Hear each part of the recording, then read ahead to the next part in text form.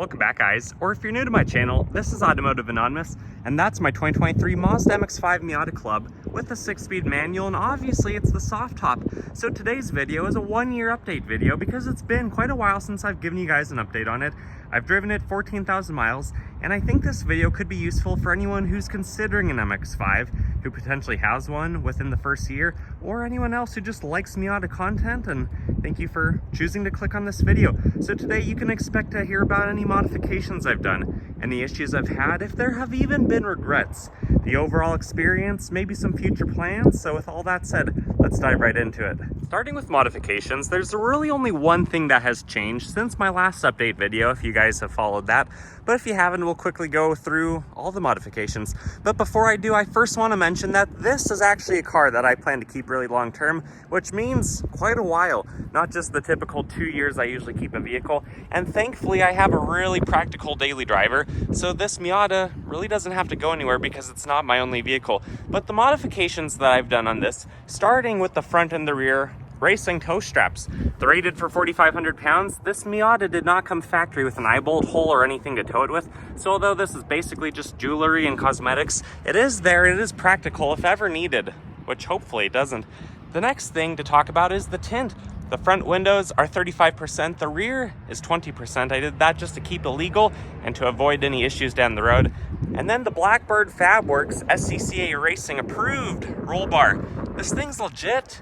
Took a little bit of time to get it in, a full day with me and my buddy, and it's not an experience that I'd want to do again, but it's one that I'm glad I did. And just look at how stable this thing is.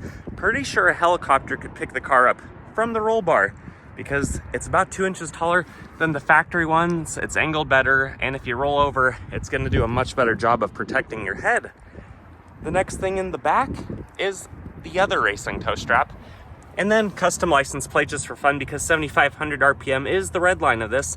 And then the new modification is I finally got around to just ordering a silly license plate bracket. So there you go for modifications. My future plans will be mentioned at the end, but I do want to mention as far as the modifications go as well, I've been pretty conservative because like I said, this is a long-term car. I hope to be able to keep this for a couple decades, and I don't want to do any irreversible modifications that I end up regretting or that take away from the driving experience, rather than carefully thought out modifications that will only add to it and make it more capable. Obviously, the racing straps are reversible and then you can just order new painted caps right there, but the roll bar is definitely not irreversible. There was a lot of cutting, drilling, even putting brackets into the wheel wells to get that thing in there, something that I would never personally take out. And then the engine under the hood, it is really cool that you can now get carb legal supercharger kits. There's a couple different kinds, and they finally figured it out for the ND2s. Last I heard, that was even just in the last couple weeks. But I've had supercharged cars before. I've supercharged a car. I've also done full bolt-ons. So if you guys have one of those cars, please comment your thoughts and opinions below on the ownership experience. But for right now, that's not anything that's on the radar. As far as issues are concerned, I'm really thankful that I haven't had any, and I'm actually pretty glad that I was able to get the last year of the ND2, which was the 2019 through the 2023 model, because now for 2024, there's a few subtle upgrades, but that means that this generation is still going to carry on for a few more years, more than likely. And even though the 2016 through 2018 seemed to be really reliable, some did have transmission problems, but overall, I think Mazda did a really good job with their R&D before putting these out. I am glad to have a late year ND just because probably not much is going to go wrong. There's really not much reported on the forums that's not self-inflicted. The next thing to talk about are the tires, which are still the Bridgestone Potenzas, which I don't drive this car usually if it's under 40 degrees because they're going to have less traction, less grip. But even at 14,000 miles, they're still doing a pretty good job. I haven't had any issues, and they actually still have about 5 to 6 30 seconds of tread depth. So they're still gonna be good for a few more 1,000 miles, assuming nothing happens. But this is actually the first vehicle that I've ever owned that doesn't have a spare tire. It did come with the kind of funny, kind of silly little fix-a-flat kit with the gooey gel, the air compressor, but I did end up buying just a basic Amazon nail repair kit. So I figure between that and then the fix-a-flat kit that's in there, it's probably going to be good enough, you know, to at least get you back on the road until you can get to a legit tire repair shop, if anything were to happen. As far as the cost of ownership, I haven't had any surprises in that area either. This was about a $35,000 car, After tax, title, registration, I was able to get about $500 off, so thank you, Goody Mazda, for that. And then this did have the white snowflake paint, which I think was about a $400 option. Otherwise, pretty basic, pretty standard Miata MX-5 Club with the 6-speed manual. I do want to say though, when I first got this, I financed it for 0.90% for 36 months. So I was paying maybe 20% of interest for the first couple of months. But I'm a big proponent on not having a car payment, not being in debt unnecessarily, especially if you don't need to be. So a couple months ago, I just wrote a big check to finish paying it off and to be done with it. Other than that though, it's pretty affordable. Insurance has also been pretty affordable. Having a number of factors that do help to reduce my expense, it's only about 70 bucks a month for full coverage. And then gas mileage is really good too. The worst tank it's ever gone was probably about as bad as 34, which is surprisingly what these are actually rated at a highway speed.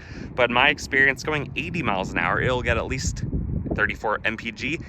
Also, you know, if your whole tank is around town, it's going to get at least that as well, which these are only rated for 26 city. So I still don't know who the EPA agent who wrote down those numbers were. But the best tank I've gone was actually about 47 or 48 mpg. That was going a pretty consistent 55 to 60 miles an hour on a long scenic road trip. But I do want to mention, it does take 91 octane, at least that's what's recommended. So you do pay a few cents more at the pump, but this has actually been the most economical, most MPG efficient vehicle that I've ever owned. And if I have any regrets, I can't think of them off the top of my head or what I wrote down for my basic outline, because this has been such a fun car. If I were to do it again, if I were to order this today, I might, but probably not, consider the fancy Brembo brake, BBS, and Recaro seat package, just because those are some seriously cool name brand parts. But honestly, the factory wheels, the factory seats, you know, everything that this comes with is good enough, and it makes it a really hard bargain. If that whole package was maybe $2,000 instead of $4,500, that would be pretty darn tempting, and I think that would be for a lot of us. But a $4,500 package is pretty steep, especially before I ordered this, I had KBB'd a couple-year-old used examples, and if you had that track pack, it only added about $1,000 to the value. So I know you get a lot of sentimental value and experience from having it, but financially it just didn't make sense, especially when the factory equipment is so good. And those BBS wheels, I'm pretty sure, are only about 2 pounds lighter, but correct me in the comments if I'm wrong. And the last main topic is, again, kind of related to modifications and talking about future plans with this vehicle. But because I've driven 14,000 miles in the last 13 months, and I plan to, you know, hopefully be able to put well over 100,000 miles on this, I want it reliable, especially when it's not just an in-town car. I want to take it on road trips. I want to take it to other states. I want to have a lot of fun. So although you can buy supercharger kits, either belt driven, you know, centrifugal down there, or a root style off of the air intake manifold, and you know, they're not warranted. They are carb legal, but they aren't warranted. I just don't know that that's worth $7,000 or $8,000 to add 60, maybe 70 wheel horsepower. It's just not really a return on investment, especially when the Miata, which is already basically 50-50 weight balanced, it's already such a good handling and performing car. A few less expensive modifications that might add a little bit of value to the experience or just long-term reliability that I might consider is when the air filter needs to be replaced. I might buy a K&N, maybe just to make it sound a little bit better. It's not going to add any horsepower though. I might do a sound tube delete just to clear out the engine bay just a little bit more and get rid of that ugly thing. And maybe do an oil catch can, although I've heard mixed results on these. If you guys have one, let me know in the comments how much oil do you actually get out of it. Otherwise, I said on a update a while ago last year that if this engine ever fails outside of warranty, I might turn this into an LS swapped car. I have a buddy who I would love to do a project like that with. For now, you know, if the engine's running perfectly, why look for problems? That's only if that were to ever go out. I'm also not the biggest Honda performance fan, but I've heard nothing but wonderful things about K24 swaps. That might be interesting just to keep it a smaller 4-cylinder. But anyways, it would be a more powerful, naturally aspirated engine if this 2-liter ever goes out. But honestly, with how reliable these are, I don't think I've heard a single incident on the forums of those failing, especially in the first, 7 years that these cars have been out. I do think potentially a catback exhaust might be in the future, but I don't want to make it loud and obnoxious. I've heard great things about Goodwin Racing mufflers, but I do like the dual tip, so I would get one of their variants that still maintain that, and maybe lose 10 pounds from the better designed exhaust catback system right there to make up for some of the weight that was gained from the roll bar. And one of my other favorite parts about this car, even beyond the driving aspect, is just how straightforward and simple it is, that in 2024 you can buy a modern Miata that doesn't have any nonsense. Just do the push button start.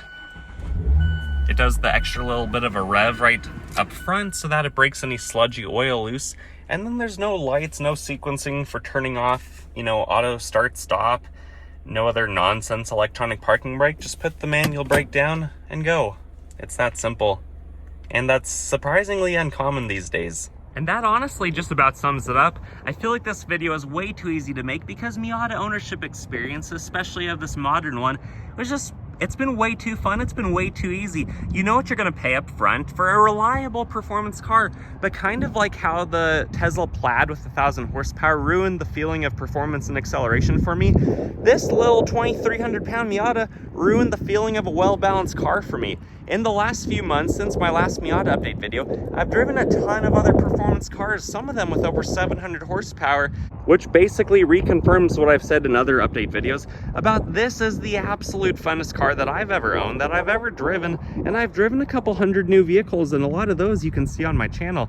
The Miata, there's just nothing like it. It has such a notchy shifter that it makes all other shifters, even things like the BRZ, they're just not as mechanical in comparison to what this one feels like. There's nothing else I've driven on the road that's even within 400 pounds of how lightweight this 2,300 pound little Miata is. It's just the ultimate performance car. It does have a lot of sacrifices though. It's not practical one little bit, and if it's your only car, it's probably not going to be your car for very long. But as a second car, this is one of the best vehicles that you can own, and it's the best vehicle that I've ever driven. And with that said, if you like this video, please consider liking this video. That'll let me know that you want to see more of this, and it'll help YouTube know that you want to see more stuff like this too from other people. Comment your thoughts and opinions below. Subscribe if you haven't already, and I hope to see from you on the next one. Until then, take care, and go drive a Miata.